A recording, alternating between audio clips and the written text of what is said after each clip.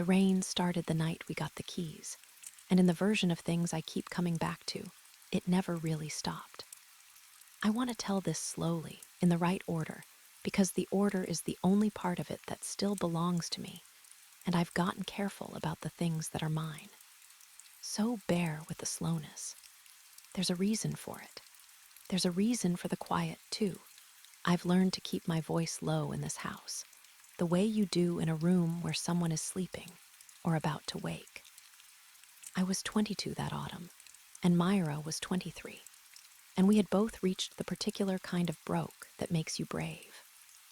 We'd met in our first year of college, assigned to the same dorm floor by an algorithm that got exactly one thing right in 4 years, and we'd been circling the idea of living together ever since. She was an architecture student, all graph paper and good pens, the kind of person who could look at a building and tell you what it was thinking.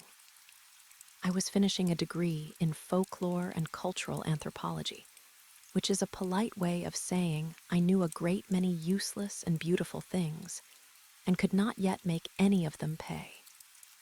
We were a good pair. She built the world, and I told stories about it. That was the joke we had about ourselves, anyway, back when we still made jokes. The listing showed up on a Tuesday, on one of those community boards that mostly sells couches and bicycles. A 5-bedroom house on Pell Street, on the old side of town where the maples were older than the streetlights. And the rent was so low that I read it 3 times, and then asked Myra to read it without telling her what I thought it said, to make sure I wasn't inventing a 0. She read it. She did not invent a different number. It was half what either of us had paid to live in a cinderblock dorm room the size of a parking space. And it was a whole house, with a porch and a yard gone soft with leaves, and a chimney that leaned just slightly, like a man with his weight on one hip. We told ourselves all the sensible things. We said it was probably a scam, that we'd show up and there'd be no house, just a man wanting a deposit wired somewhere. We said it was probably falling down, condemned, full of mold, the floors gone spongy. We said all of that on the drive over in the rain, and then we parked in front of it and stopped saying anything at all, because it was beautiful. Not grand. Beautiful the way a thing is when it has been loved and then left alone for a while. Dark green clapboard going gray at the seams, white trim, a deep porch, tall, narrow windows.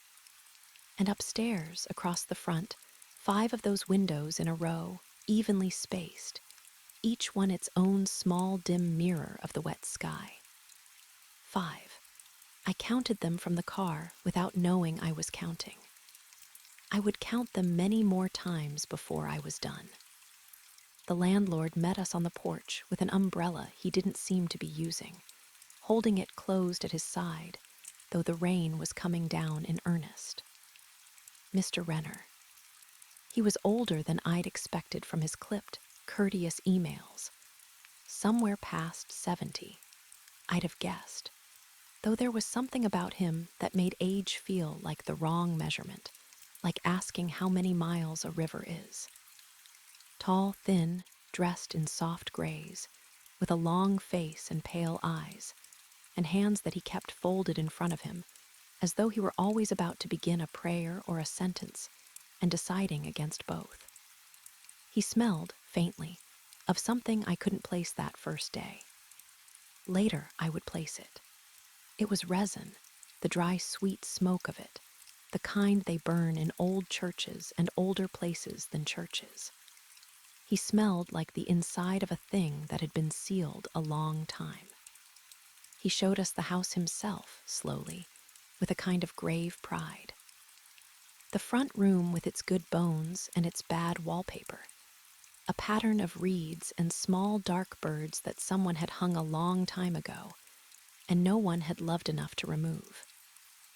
The kitchen, big and plain, with a deep stone sink and a window over it that looked out at the wet yard.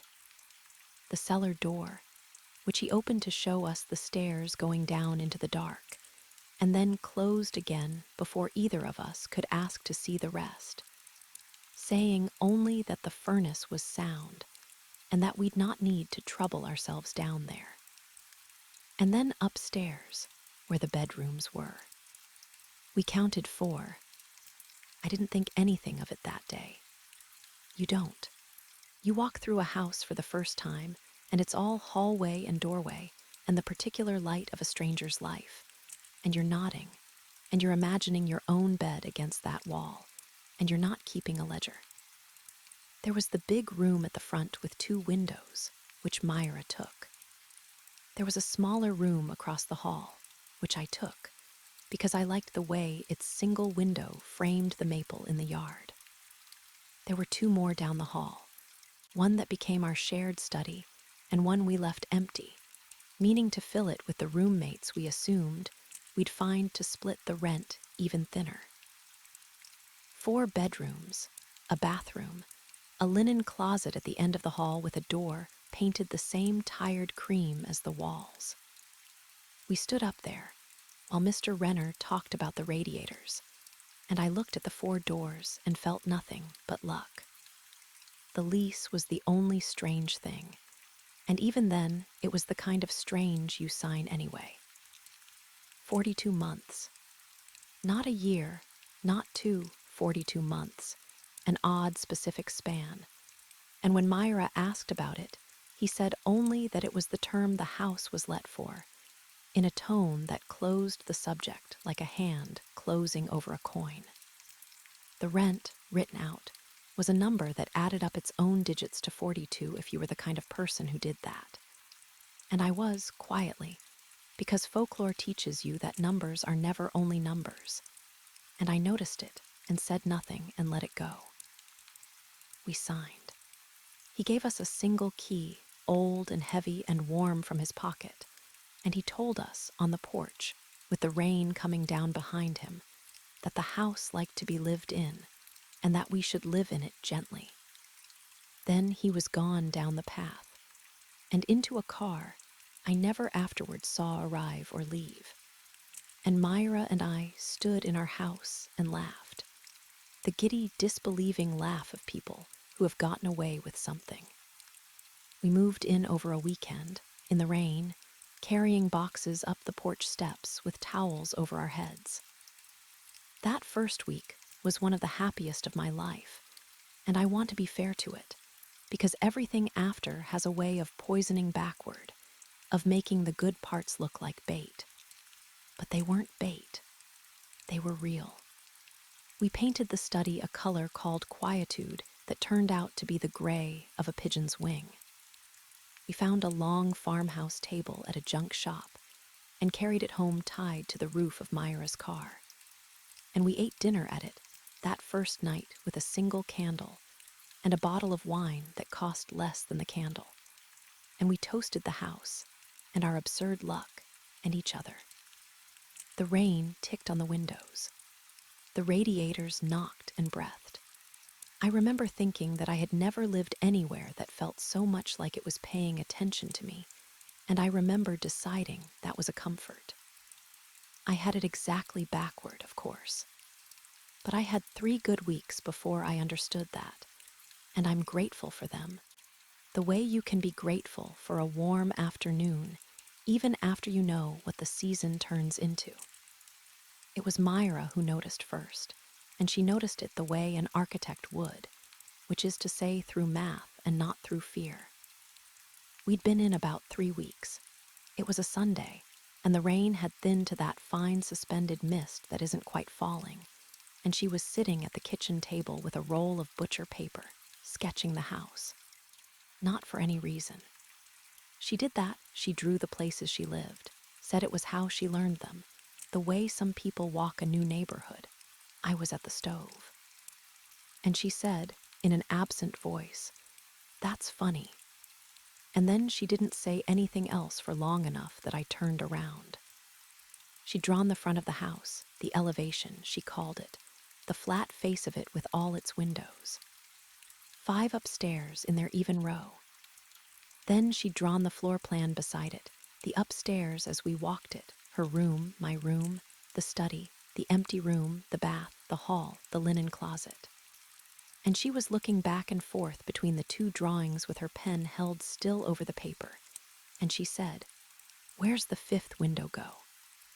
I came and stood behind her and looked. And she was right. On the face of the house, there were 5 windows across the front, evenly spaced, the same as I'd counted from the car that first day. But on the floor plan, there were only 4 rooms that could own a front window, and 4 windows accounted for, and the 5th window on the elevation lined up with nothing, with a stretch of hallway wall by her measure, a blank interior place where no room was. We went upstairs together and stood in the hall and looked at the wall where the 5th window should have let its light in, and there was no light there and no door, just the tired cream paint and a framed print of a heron that had come with the house. Myra knocked on the wall. It sounded like a wall. We laughed about it, a little, the way you laugh to put a thing back in its box. Old houses are full of dead space, she said. Chimneys, ductwork, a closet bricked over, a stair that used to go somewhere. It happens, she said. It's not a mystery, it's just renovation. And I believed her because she knew about houses and I did not, and because I wanted to. But it stayed with me, the way a word you can't remember stays with you, an itch behind the thoughts. That night, I lay in my room and listened to the rain and counted, in my head, the doors in the upstairs hall and got 4. And then I got up in my socks and went out and counted them with my hand on each one, the way you count money you don't believe you have, and I got 4. And the whole time there was that 5th window on the front of the house, dark, holding its square of night, belonging to a room that by every measure Myra could make did not exist on the inside of the house it was built into. We should have called him then. I've thought about that more than I've thought about almost anything.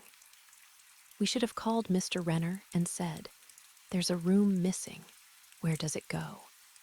And let him explain it with some dull, true answer about a fire 50 years ago or a wall put up for a tenant who wanted 2 small rooms instead of 1 large. But we didn't. And the reason we didn't is the reason I've come to think the house counts on, the reason it sets its rent so low, because we did not want to risk the deal. That's the whole trap, and it's such a small, soft trap that you walk into it smiling. We had a 5-bedroom house for half the price of a dorm room, and the one flaw in it was that we couldn't find one of the bedrooms. And the cost of asking about the flaw was that someone might remember we existed, might re-examine the lease, might realize they'd made a mistake and correct it, and we would lose the house. So we told ourselves we never needed a 5th room anyway. There were only 2 of us. We had 4 rooms, and we used 3. What was one more empty space in a house already generous with empty space? We laughed about the ghost room. We called it that, the ghost room, and we made it into a joke that lived between us. And a joke is a wall, too. It's a wall you put up so you don't have to look at the thing behind it. But I am a person who collects, and I couldn't stop collecting. Over the weeks, I gathered the small, wrong things the way you gather burrs walking through a field, without meaning to, just by moving through your life. I'll tell you them in the order I found them, though I didn't understand any of them as they came, and only later did they arrange themselves into a shape. The first was the cold, not the cold of a drafty old house, which we had plenty of, the radiators losing their argument with November. This was a single cold place, a column of it in the upstairs hall, right in front of the framed heron, right where the 5th window's light should have fallen. You could walk through it and feel it close around you like water, and then let you go. Myra said it was the dead space behind the wall, no radiator in it, of course it was cold. And that was a perfectly good answer, except that the cold had an edge to it, a defined surface, the way the air over a cellar has, or the air at the open door of a freezer. You could find its edge with your hand. I used to do that, stand in the hall and find the edge of the cold with my fingers, and then take my hand out of it and put it back, the way you test something that hasn't hurt you yet. The second was the smell. The resin smell that had been on Mr. Renner that first day lived in the house, faintest in the kitchen and the front room, stronger as you went up the stairs, strongest in the hall by the cold. Sweet and dry and a little bitter, like incense but older, like the inside of a wooden box that has held something fragrant for 100 years. Underneath it, sometimes, when the rain was heaviest and the house was closed up tight, there was another smell, mineral and clean and strange, a smell like the air before snow, or like a swimming pool drained and dry. I didn't have a name for that one for a long time. The name, when it came to me, came in a library, and it frightened me more than the smell ever had. The smell was natron. Natron is a salt. It's what they used in Egypt 3,000 years ago and more to dry the dead. You pack a body in natron, and it draws the water out, and the body does not rot. It keeps, it lasts. It becomes a thing that time stops working on.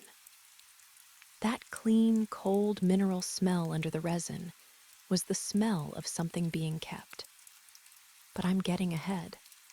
I didn't know that yet. In those weeks, I only knew the smell as a pleasant strangeness, and I'd light candles to chase it, and the candles never quite won. The third thing was the jars. I found them in the cellar, which we'd been told not to trouble ourselves with, and so of course eventually did, on a rainy Saturday when the power flickered, and Myra sent me down with a flashlight to look at the furnace, neither of us knowing the first thing about furnaces. The cellar was stone, low, older than the house above it. Older, I thought, than it had any right to be, the walls fitted without mortar, the floor packed earth gone hard as ceramic. The furnace was fine. But on a stone shelf along the far wall there were 4 jars.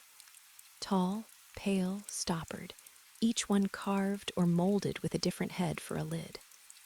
I lifted the flashlight to them one at a time. One had the head of a man. One had the head of a long-eared dog or a jackal. One the blunt face of a baboon. One the curved beak of a hawk. They were beautiful, and they were old, and they were heavy when I tipped one, heavy with something that shifted, dense and dry. And I set it down very gently and did not open it. And I went back upstairs and told Myra the furnace was fine, and did not, for some reason I still can't fully explain, tell her about the jars. That was the first thing I kept from her. It would not be the last. The house was very good at making you keep things, at putting a small, private wrongness between you and the only other person who might have helped you carry it. I knew what the jars were. That's the thing I knew, because I'd had a whole semester on funerary practice, on how the dead are tended across cultures, and the 4 jars with the 4 heads were familiar to me, the way a face is familiar before you can put a name to it. They were canopic jars, or made to look like them. In the old Egyptian rites, when they prepared a body to last forever, they took out the soft organs that would spoil, the lungs, the liver, the stomach, the intestines, and they kept each one in its own jar. And each jar was guarded by one of the 4 sons of the god Horus, and each son had his head. The man, the baboon, the jackal, the hawk. 4 jars for 4 organs, 4 guardians. I stood in the kitchen that night doing dishes and thinking about 4 jars in the cellar, and 4 bedrooms up the stairs, 4 findable rooms. And I thought, the way you think a thought you immediately try to unthink, but there are 5. Because that was the other thing about the old rite, the thing my professor had lingered on because she loved it, because it was the heart of the whole system. There was a 5th organ they did not take out and did not put in a jar. The heart. They left the heart in the body. Of all the organs, it was the one that mattered most, and they left it where it was, because the heart was where the person lived, not the brain, which they discarded as so much packing, but the heart, the record of everything you'd ever done. And they left it because of what came after.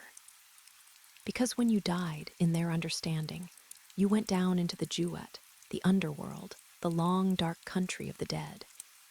And at the end of it, you came to a hall, and in the hall there were scales. And they took your heart and they put it on one side of the scales. And on the other side, they put a single feather, the feather of Maat, who was truth, who was the rightness of things. And they weighed your heart against the feather. If your heart was light, if you had lived well, if you had not lied, had not stolen, had not turned the suffering away from your door, your heart balanced the feather and you passed on into forever. And if your heart was heavy, weighed down with everything you'd done and hidden, it sank, and a creature waited beneath the scales to take it, and you did not pass on, and you did not get a second weighing.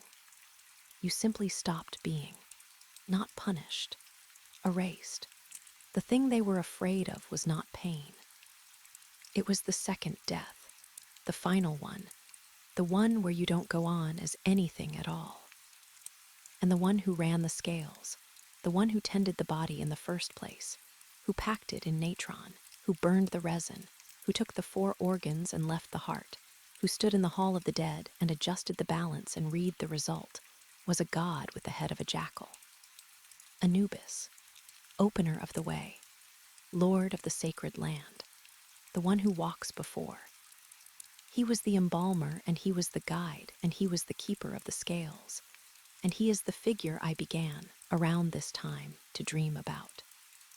I want to be careful describing the dreams, because I've found that describing them too vividly lets them back in, and I would rather not.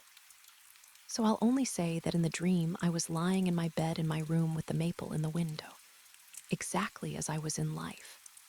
And at the foot of the bed, there stood a tall, thin figure, taller than the room should have allowed, very still, with the narrow, long-eared head of a jackal turned slightly down, toward me, as though reading something written on me that I couldn't see. It never moved. It never came closer. It only stood and considered, the way you'd consider a sum or a weight, and the stillness of it was the worst thing I have ever felt, because it was the stillness of something that has all the time there has ever been and is in no hurry at all to use it. I started sleeping badly. I started keeping the hall light on. And I started in the daytime when Myra was at studio and the house was mine and the rain was at the windows, looking for the 5th room in earnest. Here is the thing I can't make sound sane, and I've stopped trying. You could not find it. Not because it was hidden behind something. We'd have found a hidden door. We were thorough. Myra measured the hole upstairs to the inch with a laser she borrowed, and the numbers said there was a void of roughly 11 feet by 10 between the back of the linen closet and the outer wall, a room's worth of space, sealed and unaccounted for. We knew where it was. We could stand in the hall and point at the wall and say, "It's there, behind this." What we could not do was find the way in, and more than that. And this is the part that started to come apart in my head. We could not hold the search steady. I would go up the stairs meaning to spend the afternoon on it, meaning to pull the linen closet apart shelf by shelf, and put my hands on every inch of the back wall. And I would get to the top of the stairs and find myself thinking about something else. Dinner. A paper due. A text I owed someone. The search would slide out of my hands like a wet thing, and I'd come to myself an hour later in the kitchen or on my bed with no memory of having decided to stop. only the dull sense of a thread dropped. It was like trying to look directly at something in the corner of your eye. The house did not hide the room from us. The house hid the room from our attention, which is a far more frightening thing, because it means the house could reach into the place where you keep your own mind. I told Myra about the jars, finally, because I couldn't carry it alone anymore, and because she'd been getting quiet in a way I didn't like. I'd expected her to be skeptical. She was the rational one. She dealt in load-bearing walls and real measurements, and she was, but not the way I'd hoped. She didn't tell me I was imagining things. She listened to me describe the 4 jars with their 4 heads, and the canopic rite, and the 4 rooms, and the 5th that we couldn't find, and the heart that is never put in a jar because it stays to be weighed. And she went very still, and then she said, "Cass, I've been having the dream about the dog." We didn't sleep much after that. We'd sit up at the farmhouse table with the candle and the rain, and we'd talk it in circles, and the circles got smaller. We told each other we should move out. We said it more than once. We said it seriously. And then we'd reach the part where we'd lose the deal, where we'd be back in some overpriced box with a roommate we didn't choose, where we'd have given up the most beautiful house either of us would ever live in over a cold spot and a smell and some dreams, and we'd talk ourselves back down.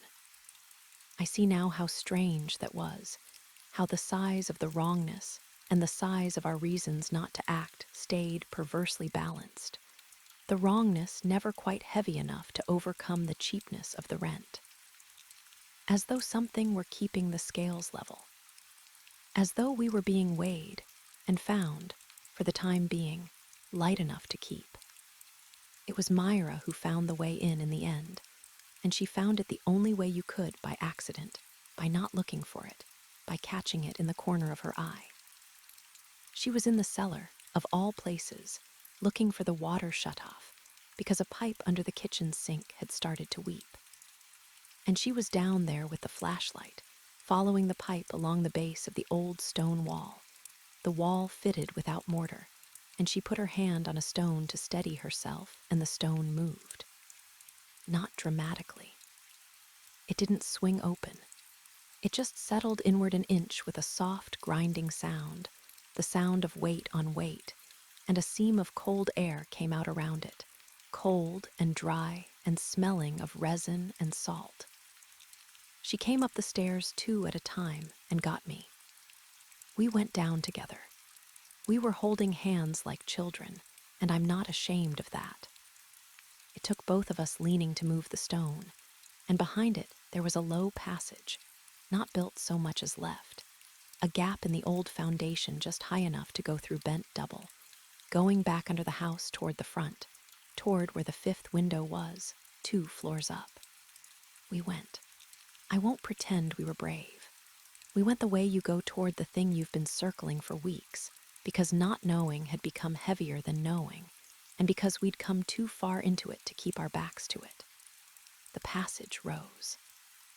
There were steps cut into the earth, and then into stone, going up, doubling back. More steps than the height of the house should have allowed. And the smell got stronger, and the air got colder and drier. And the modern dampness of the cellar fell away behind us. And then the passage opened out, and we were in the 5th room. It was not a bedroom. I think part of me had still been hoping, against everything, that we'd find a plain room with a bed and a window and feel foolish. It was not that. It was a chamber low-ceilinged, the size Myra's measurements had promised, 11 by 10, and it was dry as a held breath, and it was cold with that defined edged cold, and it was painted. Every wall painted, floor to ceiling, in colors that had not faded the way colors do, deep blue, deep red, gold, a green like the underside of a leaf. Figures in profile, walking the way they walk in those paintings, all flat shoulders and turned out feet, a procession of them, carrying things, leading something. And among them, larger than the rest, again and again, the tall figure with the long-eared head bent down in attention. The jackal, the opener of the way, repeated around the room, so that wherever you stood he was somewhere behind you or beside you, attending. In the center of the room there was a low platform of stone, and on the platform there was a shape. I am going to be spare about this, because I owe it that, and because I have found that the more I describe it, the more it comes with me when I leave a room. It was the shape of a person, lying still, wrapped, the wrappings dark and tight, and gone the color of old paper, the form of it lengthened and narrowed by time into something that was a person, and was also now only the idea of one, a held shape, a kept thing. The natron's smell came from it. It had been dried and wrapped and laid here, and it had lasted, exactly as the rite intended. Time turned away from it at the door. And at one end, where the head was, there was a mask, gold gone dull, a calm face with the eyes painted open, looking up at the painted ceiling, where a long blue figure arched over everything with stars on the inside of her, the sky goddess, holding the night up off the floor of the world. And there were the scales, a real thing, bronze or something like it, set on a stand against the far wall beneath the largest painted figure of the jackal, a balance with two shallow pans, and in one pan there was a feather. Not a painting of a feather. An actual feather, long and pale, lying in the bronze pan, and the other pan was empty, and the beam of the balance was tilted, the empty pan low, the feather high, as though the scale were waiting, as though it had been left set up and waiting for a very long time for someone to come and put the other thing in. Myra found the writing. There was English in the room. Is the thing not just the old figures and the old script that ran in columns down the walls, but English, modern, in a careful old-fashioned hand, on sheets of paper gone soft and brown, kept in a wooden box at the foot of the platform. It was a record. It was a man's record, and we read it there by flashlight, crouched in the cold. The rain we couldn't hear any more somewhere far above us. And it told us, in its patient, terrible way, what the house was. I'll give you the shape of it, because the details would take a night, and I don't think I could say all of them without my voice going somewhere I don't want it to go. The man who wrote it had built the house, or built it around this room. The room came first, he said. The room was always the point. He'd been a collector, a century gone or more. One of those men who went to Egypt when the world let such men carry things home in crates, and he had carried this home. Not a pharaoh exactly, he was careful about that. Not one of the great famous kings, but a keeper of one. A priest, an embalmer priest of Anubis who had tended a king's body and overseen his weighing and his crossing, and had been buried near his king with the tools and texts of his office, so that he could go on doing in death the work he'd done in life. The man who built the house had taken him, had taken the priest and the priest's tools, and the priest's painted room, stone by stone, and rebuilt it here, under a green house on a quiet American street. And the reason he'd done it was written in the record too. And it was the most human and the most awful part of all. He'd had a daughter, and she'd died, young, the way people died then, of a fever that took a week. And he could not bear it, could not bear the ordinary, unbearable thing, the second death. The idea that she was simply gone and weighed and finished and on her way to becoming nothing. So he had gone looking for someone who knew the way.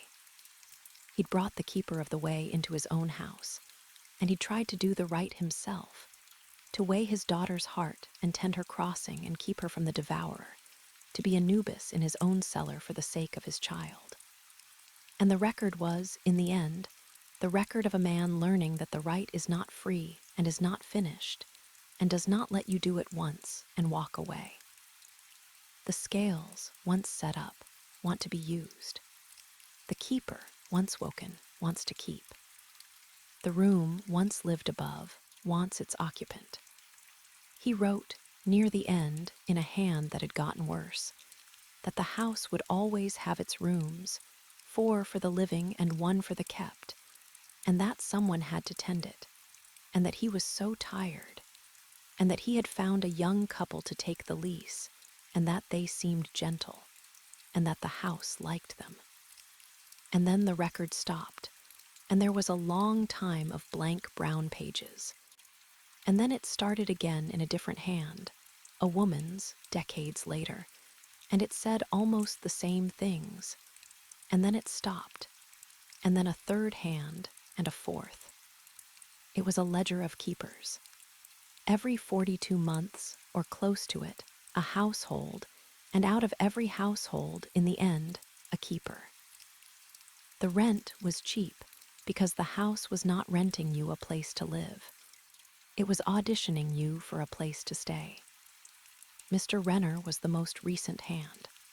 We recognized it, the clipped, courteous letters, the same hand that had written our lease. His last entry was dated the spring before we moved in, and it said that he had grown old in the house, and that the room would need a new keeper soon, and that he had advertised the lease, and that 2 young women had answered, and that they seemed gentle, and that the house liked them, and that he was so tired. And under that, in the same hand but shakier, smaller, as though written much later, or with much less of him left to write it, one more line. It said, "She will do." We did not sleep in the house after that, not for a while. We took my car and we drove, and we got a motel room 2 towns over, and we sat on the ends of the 2 beds, and we did not turn off the lights. We talked about the police, and we heard ourselves, and we didn't call them, because what would we say? We talked about a fire. God help me, we talked about burning it, and the only thing that stopped us was that I could not stop thinking about the wrapped shape on the stone, and the eyes painted open on the gold mask. And the thought of fire reaching that calm, waiting face made something in me refuse, absolutely, in a way I didn't understand and was afraid to look at. We decided to leave. Simply leave. Forfeit the deposit, break the lease, drive away and let the house find some other gentle couple. And yes, I know how that sounds. I know we'd be passing it on. And I've had to live with that. I've had to put it on my side of the scales. But we were 22 and 23, and we wanted to be alive and ordinary, and we wanted out.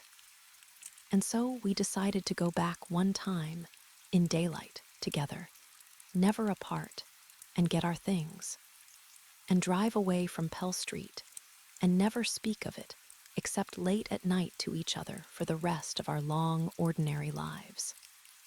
That was the plan. I want you to know we had a plan, and it was a reasonable plan, and we meant it. I hold on to that we meant it, because of how it went.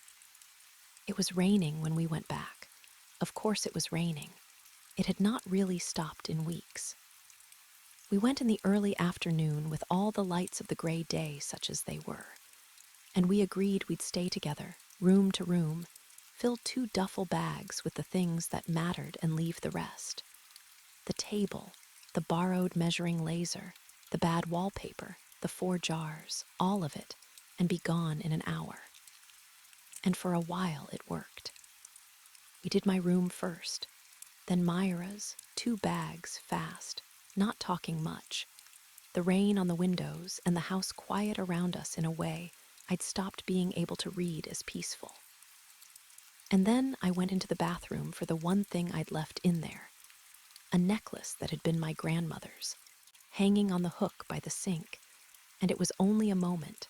It was 30 seconds. And when I came out, Myra was not in the hall. I want to tell this part slowly, even though everything in me wants to tell it fast. Because telling it fast is how I lose the order, and the order is mine. I came out of the bathroom, and the hall was empty, and the duffel bags were sitting where we'd left them, and the door to Myra's room was open, and the door to my room was open, and the study door was open, and the empty room's door was open. All four, and the hall was empty. And there was the cold place in front of the heron print, and the cold place had an edge to it the way it always had, and the edge was open. That's the only way I can say it. The cold had a seam in it now, a place where it parted, right in front of the wall where the fifth window's light never came. And the resin smell and the natron smell were coming through the seam strong and dry and cold. And Myra's voice came through it too, far away and calm, calmer than it should have been, saying my name. Not afraid. That's what I can't get past, all these years. She didn't sound afraid. She sounded like someone who has been told a wonderful and terrible secret and is turning back to share it. She said, Cass, come look. It's so much bigger than we thought. You have to see how far down it goes. I did not go through the seam. I have asked myself 10,000 times whether that makes me a coward or whether it's the one wise thing I did. And I've never landed on an answer, and I've stopped expecting to. I stood in the hall and I called her name back, and I told her to come out, to come back through, that we were leaving, that we had a plan. And her voice answered me from further away each time, patient, warm, going down, telling me how the room opened out at the bottom into a country. A whole country, dark and quiet and going on forever. And how the rain sounded like a river down there. And how someone was waiting to weigh us, and it wasn't frightening at all. It was only fair. It was the fairest thing she'd ever seen. And the seam in the cold began to close. I watched it close. I stood in the hall, and I watched the edge of the cold draw itself, shut like water filling in where you've passed your hand. And Myra's voice got fainter and fainter, and never once stopped being calm. And then the wall in front of the heron was just a wall again, tired cream paint. And the cold was just cold, edgeless now, ordinary. And I was alone in the upstairs hall of a 5-bedroom house with 4 bedrooms, holding my grandmother's necklace, and the rain came down. I'd like to tell you I tore the wall apart. I'd like to tell you I went down to the cellar and through the passage and into the painted room and pulled her back out by the hand. I went down. I found the stone. The stone did not move. I put my whole weight against it, and it was a wall, just a wall, fitted stone without mortar, older than the house. And there was no seam and no cold and no smell. And I could not find the way in, because the room had what it wanted, and the way in was for getting and not for giving back. I called Mr. Renner. The number was disconnected. I called the police. In the end, I did call them, and I told them my roommate was missing. And they came, and they were kind, and they searched the house, and there was no 5th room. There were 4 bedrooms and a cellar and a furnace that was sound. And there were no 4 jars on the stone shelf, because when I took them down to show the officer, the shelf was bare, and the dust on it was undisturbed, and even, and the officer looked at me the way you look at a young woman whose roommate has. The records would later suggest, simply withdrawn from school and gone home, transferred her enrollment, forwarded her mail to a town none of her family had heard of. That's what the paper said. The house is very good with paper. It had been forging keepers' records for 100 years. A transfer form was nothing. I moved out the next day. I broke the lease. No one came to collect the deposit. No one came at all. And here is where I would end it, if it were only a story I'd survived. The roommate who went down into the dark, the house that ate her, the girl who got away. That's a clean shape, and people like a clean shape, and I could lay it down there, and you could turn it off and sleep. But I told you at the start that the order is the only thing that's mine, and I've been keeping the order so carefully, and I think you should know why. Because I didn't get away. I've understood that for a while now, and I've made my peace with the understanding even though I'll never make my peace with the fact. Listen to the order of it. Mr. Renner's last line was she will do, not they, she, singular, one of the two of us. The house keeps 4 for the living and 1 for the kept, and that autumn there were only 2 of us living in it, which means it was never full, which means the keeping was never finished, only begun. Myra went down into the dark and her heart was light. You heard it. You heard how calm she was, how it was the fairest thing she'd ever seen. And a heart that balances the feather passes on, passes through, goes into the country that goes on forever. Myra passed. Myra got the good death, the crossing, the forever. Myra is, of everyone in this story, the one I don't have to grieve, though I grieve her anyway, because I'm only human, or I was. It's the other pan I have to think about. The empty pan, low, waiting. Because someone has to stay and keep the scales. Someone has to tend the room and burn the resin and turn the dust on the shelf, even and forge the paperwork, and stand on the porch when the rent is too good to be true, and tell the next gentle pair to live in the house gently. The keeper doesn't pass on. The keeper doesn't get weighed and finished. The keeper stays in the 5th room, the room you can't find from the 4 rooms of the living, the room that has no occupant and so cannot be found until it does, until you're in it. And then it's the only room there is. You cannot find an empty thing that was made for you. You can only become the thing that fills it. That's why we searched for weeks, and the room slid out of our hands. There was no one in it yet. It was waiting. It was waiting for whichever of us the scales kept. And the scales kept me, because my heart was the heavy one, weighed down with the thing I did, which was stand in the hall and not go through the seam, and let her voice go down alone, and watch the cold close and live. I've been telling you this in a low voice while it rains because the rain doesn't stop here, and because the house likes the quiet, and because keeping the order straight is the work now. It's the whole work. Every time I go through it from the keys to the closing of the cold, I am laying my heart out on the pan one more time, the way you're meant to, the way the priest taught the man who taught the woman who taught Mr. Renner who taught me. I have not stolen. I have not lied, not in the telling of this, not once. I've kept it true to the inch. I have not turned the suffering away from my door, except the once I can't take back, and I say it every time so the scales know I know. I have not killed. I did not kill her. I tell it in order so the order stays mine, so that one thing at least stays light, because everything else I have is heavy, and there is so much of it, and there is so much time. There's a couple coming to see the house on Thursday. The listing went up on a Tuesday, they always do, and the rent is so low they'll read it 3 times. They seem gentle from their emails. I'll meet them on the porch with the umbrella I never open, and I'll smell of resin, and I won't notice it anymore, and I'll tell them the house likes to be lived in, and that they should live in it gently, and I'll mean it. I'll mean it more than they could know. And one of them will count 5 windows from the car without knowing they're counting. And they'll move in over a weekend in the rain, and they'll be so happy. And I want them to have that, the 3 good weeks. I want it for them more than I've ever wanted anything, because I know exactly how much it's worth and exactly what it costs. The rain hasn't stopped.